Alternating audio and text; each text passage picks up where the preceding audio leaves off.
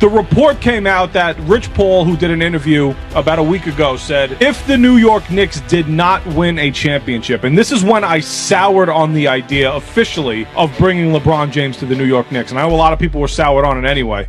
When Rich Paul said, had the Knicks not won the championship, LeBron James would be a New York Knick right now. That completely ended it for me.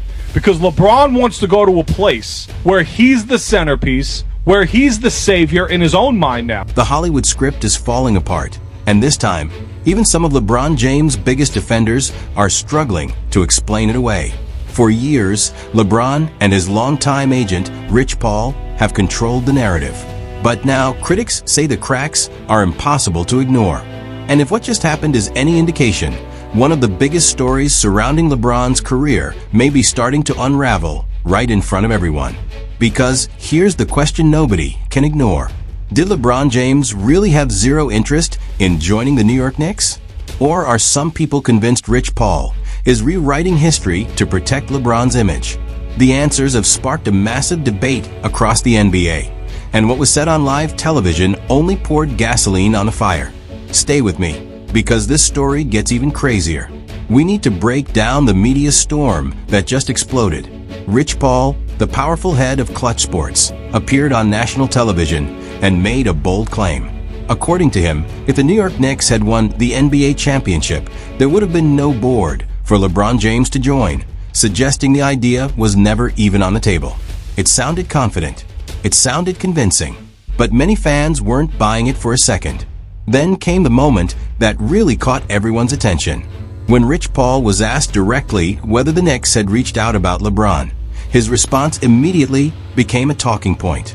He hesitated. He repeated himself. He carefully chose his words, saying New York had simply checked in multiple times instead of giving a direct answer. That hesitation sent NBA fans into detective mode, with many questioning whether there was more to the story than what was being revealed. And it didn't stop there. Rich Paul went even further, suggesting that Jaylen Brunson himself would have needed to personally call LeBron James and reassure him that there would be no problems if he came to Madison Square Garden. That statement instantly ignited another wave of controversy. Was Rich Paul revealing what really happened behind the scenes? Or was he trying to shape the narrative before someone else did? That's where this story takes another unexpected turn. You back in the gym already. The thought process of wanting to repeat again. Obviously, the pieces you guys have right now are excellent, right? But you can always add more. Right. You know, it's like cooking food. Ain't nothing wrong with adding a little seasoning to it. Did you pitch to a certain player who's in free agency right now that is yet, who has yet to decide where he wants to go to probably come to New York? I'm just asking. You guys want to know? You guys want to know? All right. Yeah. You guys are gonna love me for this. I got asked this question recently, and I answered it perfectly, truthfully. My job is to go out there, dribble the ball, put the ball in the hoop. Yes. Try and play a little defense. There's people who are above me that make jobs who determine who's on the team and who's not. So I leave the pitching to them. Then came Fanatics Fest, where Jaylen Brunson was asked about Rich Paul's comments, and his response immediately fueled the debate. Brunson laughed and made it clear his job is to dribble the basketball, put the ball in the hoop, and try to play a little defense. He added that roster decisions belong to the Knicks front office, not him, shutting down any narrative that he was personally recruiting LeBron James. But here's where the story took another turn. While Rich Paul suggested the Knicks weren't an option, reports and rumors began circulating that LeBron James' camp reached out to New York after the Knicks won the championship, exploring the possibility of joining the team for the upcoming season. According to those reports, Leon Rose and the Knicks front office weren't interested and stood their ground. Critics argue New York wanted no part of the distractions they believe often follow LeBron-led teams. Constant media scrutiny, front office pressure, locker room drama, and relentless expectations on his teammates. Meanwhile, league speculation has shifted to Philadelphia, with some insiders wondering whether, if a core featuring Tyrese Maxey, Jaylen Brown, LeBron James, and Joel Embiid falls apart, Embiid could eventually become the centerpiece of a blockbuster deal involving Anthony Davis. Whether that actually happens remains to be seen, but the conversation is only getting louder. Yeah, and that's why I say it's LeBron. LeBron has more to lose, because if you think about it, Embiid only has something to gain.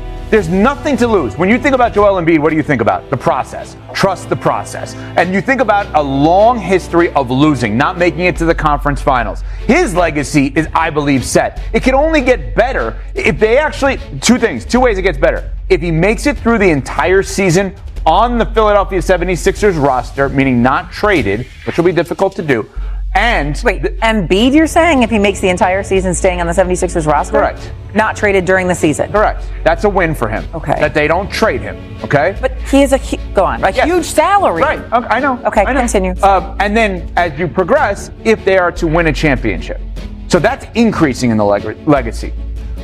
There's no decreasing. We only think he's an injured former MVP that, as Shea just said, makes too much money that some people believe, as Shea just said, is untradeable. Training camp hasn't even started, yet the spotlight is already on Joel Embiid. ESPN has been debating who has more to lose in Philadelphia this season, LeBron James or Embiid, and several analysts argued it's Embiid, claiming LeBron's legacy is already secure, while Embiid will shoulder the blame if the 76ers fall short.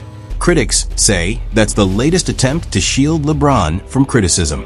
They point out he's joining what many consider the most offensively loaded roster of his 22-year career, featuring stars like Joel Embiid, Tyrese Maxey, and Jaylen Brown, and argue a team with that much talent should be expected to compete for a championship immediately, not receive excuses if it falls short.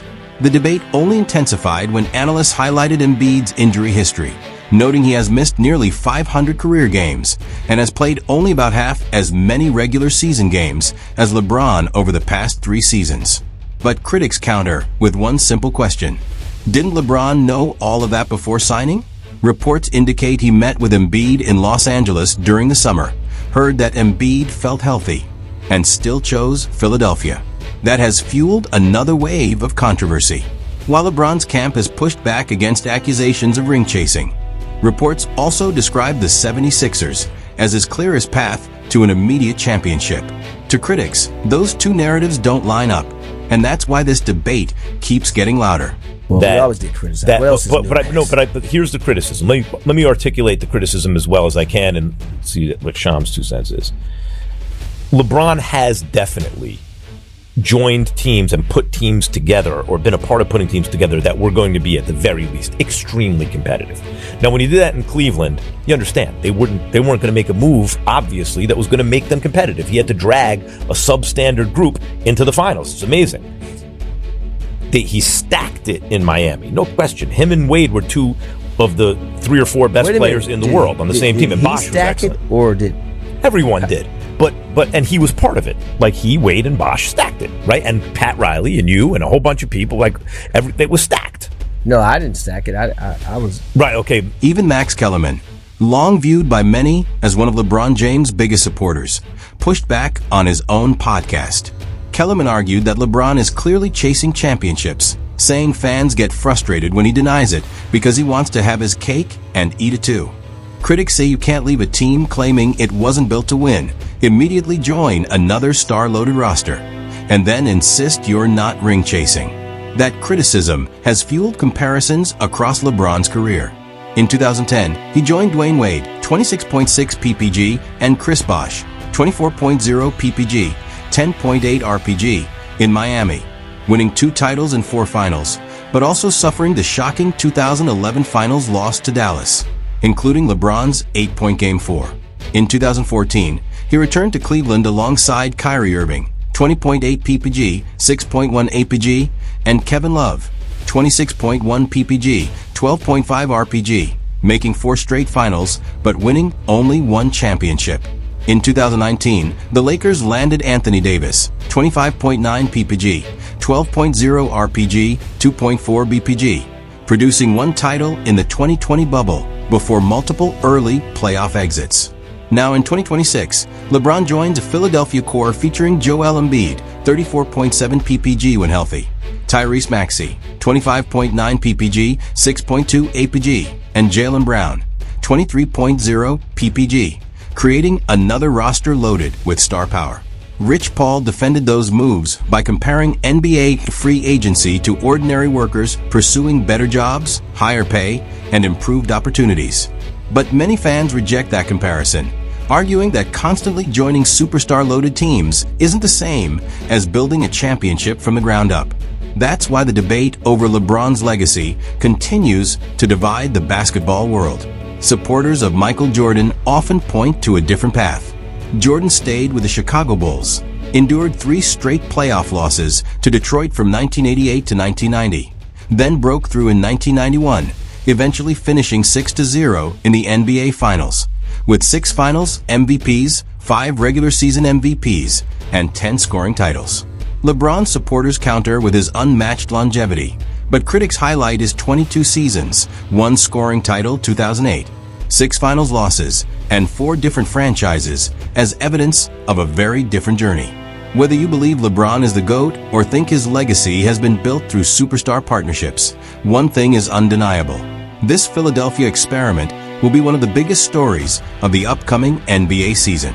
If the 76ers dominate, the praise will be enormous.